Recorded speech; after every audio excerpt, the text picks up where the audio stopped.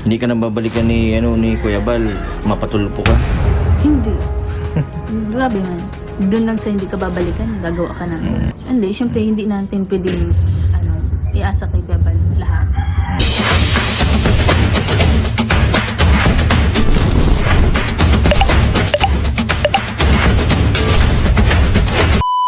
Hello everyone, good morning sa ating lahat. This is me again, Ate Chay.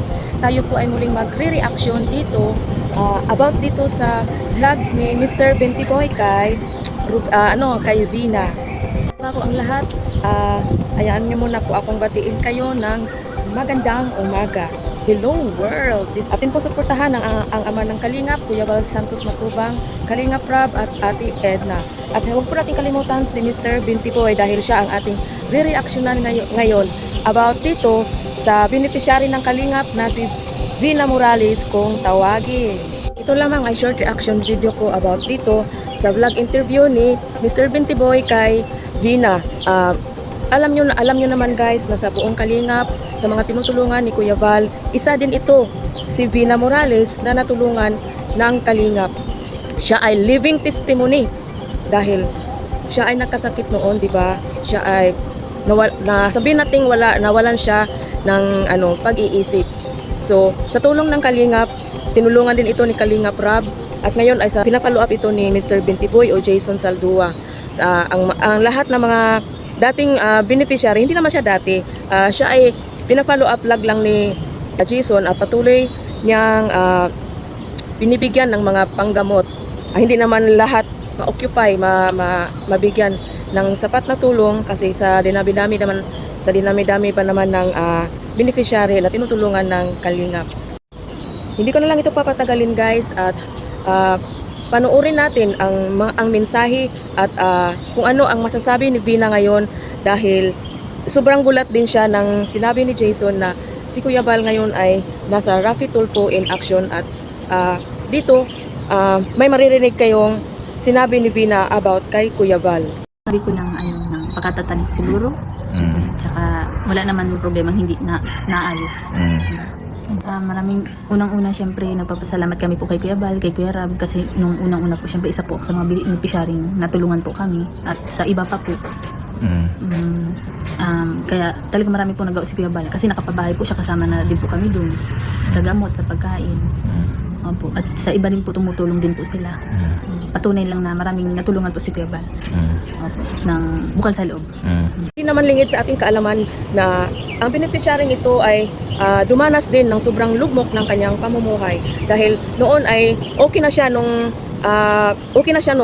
at natulungan at naipagamot na ni Kalingap Rob pero sa awa ng Diyos ngayon ay okay na si Vina.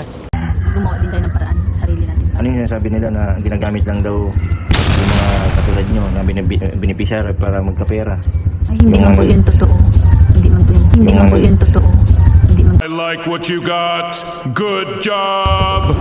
Marami nga pong natulungan si Kuya Bal. Kasama na rin po ako roon. Patuloy ko na talagang taos-puso po ang pagtulong.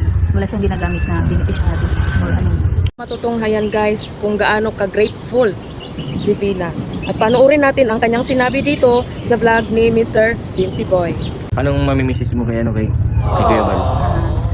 Pakatatag Kuya Bal, malalampasan mo din po yan. At magiging okay din po ang lahat.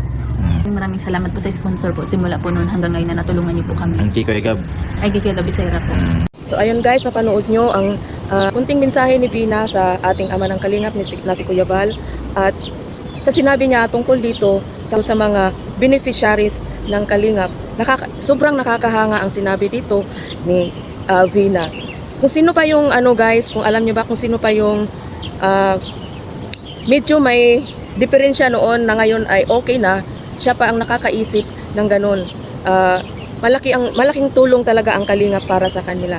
Hindi lang napabahayan, kundi gumaling sila sa kanilang sakit sa pag-iisip. Si Mr. Bentiboy ay naatasan siya ang mag-follow up ng mga natulungan ng Kalingap na hindi na ma-occupy lahat ni Kalingap Rob o ni Kuya Bal. Kaya siya na lang ang inatasang mag-follow up vlog sa mga dating tinutulungan. Sobrang nakaka-proud talaga si Vina sa kanyang mga sinabi dito sa vlog ni Mr. Bentiboy. Sobrang hanga ako sa kanyang katatagan. Dito guys, video ako na napaluha. Sinabi ni Bina na lahat ng problema may solusyon. Ano naman ang may papayo mo dun sa ano, sa mga nagbabas kay kala Kuya Bal? Ang masasabi ko lang po sa mga nagbabash po, asintabi, tingnan po natin yung mga good na side na naitulong ni Kuya Bal sa sa atin po na natulungan niya. Lahat man ng problema or may solusyon naman po yan at magiging maayos po. At syempre po, hindi po dahil kay Kuya Bal, hindi po tayo matutulungan. Kaya laking pasalamat po na hindi po rason na yun. Nabawa po, sumama lang po yung loob natin para gumawa po ng gano'n. Tsaka sana po ay huwag natin tingnan dun sa pagkukulang ni Kuya Bal. Bagkus tingnan natin yung mga magandang nagawa niya po sa atin. Pasintabi po sa umalis po na beneficiary po. Kumbaga po ay nagsimula tayo po sa hikaos na natulungan po tayo. Yun na lang po sana yung tinignan nating side na magpasalamat sa kanya. Kaysa yun nga, yung nangyari po gano'n. Di ba? Sino bang mag-aakala sa ganitong beneficiary na nakapagsalita ng gano'n? Mas malawak pa ang kanyang pag-unawa. Sobrang nakaka-proud lang si Bina dito. Hanggang dito na lang guys ang ating short reaction video about dito sa vlog ni Mr. Bintiboy kay Bina. Nakakalungkot man na napunta sa tulpuhan ang ama ng Kalingap na wala naman siyang ibang hangad kundi ang tumulong sa kanyang kapwa. To revenge is not a solution para pumunta tayo sa tulpuhan. Pumunta tayo sa malapit na barangay natin para doon pag-usapan kung ano man ang mga sigalot, mga problema na kinikimkim nyo sa ating ama ng Kalingap. Sana ay maliwanagan at magnilay-nilay po tayo para maging peaceful na ang lahat. Kaya to all solid Kalingap viewers, supporters, ating suportahan ang ating ama ng Kalingap. Huwag po natin siyang kalimutan. Pagkos pasalamatan siya sa kanyang malaking nagawa. Napakalaking parte ni Kalingap Rab, ni Kuya Bal sa lipunan. Kaya wag po natin agad-agad nahusgahan sila sa kanilang mga mabuting gawa. Kaya hanggang dito na lang guys ang aking short reaction video. Maraming salamat. Mabuhay po tayong lahat.